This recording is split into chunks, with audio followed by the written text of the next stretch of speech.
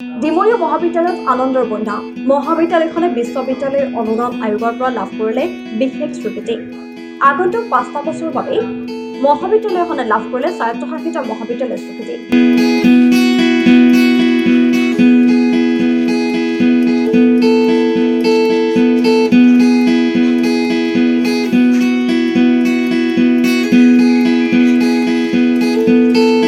চৌবিশ ২৫ বৰ্ষৰ পৰা ২০২৮-২৯ বৰ্ষলৈকে ৫ বছৰৰ বাবে বাহাল থাকিব স্বীকৃতি জনজাতীয় আৱেষ্টনী প্ৰথমখন মহাবিদ্যালয় হিচাপে স্বীকৃতি লাভ কৰি গৌৰৱান্বিত মহাবিদ্যালয় কৰ্তৃপক্ষ ইতিমধ্যে ৰাজ্যৰ শিক্ষামন্ত্ৰীয়ে মহাবিদ্যালয়খনক জনালে শুভেচ্ছা প্ৰতিষ্ঠানৰ কালৰে পৰা মহাবিদ্যালয়ৰ সৈতে জড়িত প্ৰতিগৰাকী ব্যক্তিক বৰ্তমানৰ অধ্যক্ষ ডক্টৰ মানৱজ্যোতি বৰকাকতিয়ে জনালে ধন্যবাদ আৰু কৃতজ্ঞতা নিশ্চয় গৌৰৱ অনুভৱ কৰিছোঁ নিজৰ অনুষ্ঠান এটা যেতিয়া আগুৱাই যায় ধপে তেতিয়া নিশ্চয় ভাল লাগে চবৰে ভাল লাগিছে আৰু মই ভাবোঁ আমাৰ ডাইনামিক চিফ মিনিষ্টাৰ আৰু dynamic education মিনিষ্টাৰৰ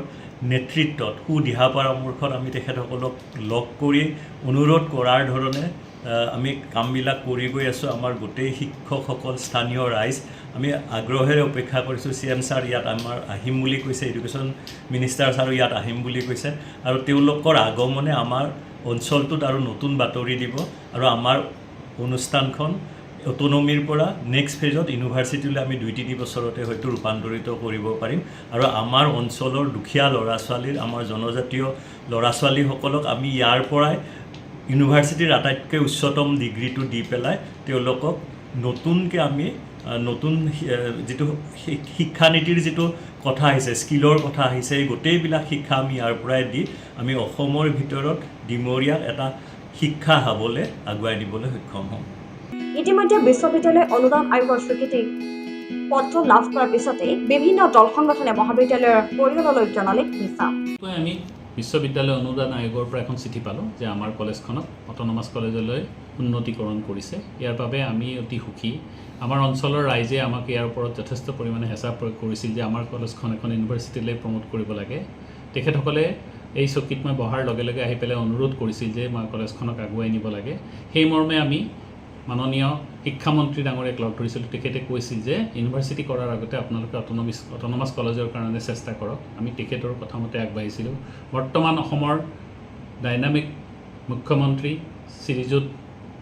doctor Himanta Biswa Sarma ডাঙৰীয়াই আমাক আশ্বাস দিছিল যে আমাৰ কলেজলৈ এদিন আহিব আমি ভাবিছোঁ যে খুব সোনকালে তেখেত আহিব আহি পেলাই আমি অলপমান আমাৰ ওচৰত থকা চৰকাৰী ভূমি কলেজৰ নামৰ কাৰণে বিচাৰিছিলোঁ যিহেতু আমি অট'নমাছ কলেজ হিচাপে যদি এখন গ্ৰ' কৰোঁ এখন ইউনিভাৰ্চিটি পৰ্যায়লৈ যদি আমি নিব খোজোঁ তেতিয়াহ'লে আমাক বহুত মাটিৰ দৰকাৰ হ'ব আৰু সেইবাবে আমি এখন চিঠি দিছিলোঁ আমি কিছুদিন আগতে লগ ধৰোঁতে তেখেতে কৈছিল যে তেখেতে এই কামটো কৰি দিব আমি ভাবিছোঁ যে অতি সোনকালে আহি তেখেতে আমাক চাগে আমাৰ মাজত আহি এই বিষয়ে ঘোষণা এটা কৰিবহি এইখিনিকে আমি আশা কৰিছোঁ আৰু মই সকলোকে ধন্যবাদ জ্ঞাপন কৰিছোঁ এই সুযোগত যিসকল শিক্ষক শিক্ষয়িত্ৰী তেখেতসকলে মোক যথেষ্ট সহায় কৰিছে সকলোৰে সহযোগিতাতহে আমি এই পৰ্যায়ে উপনীত হ'ব পাৰিছোঁ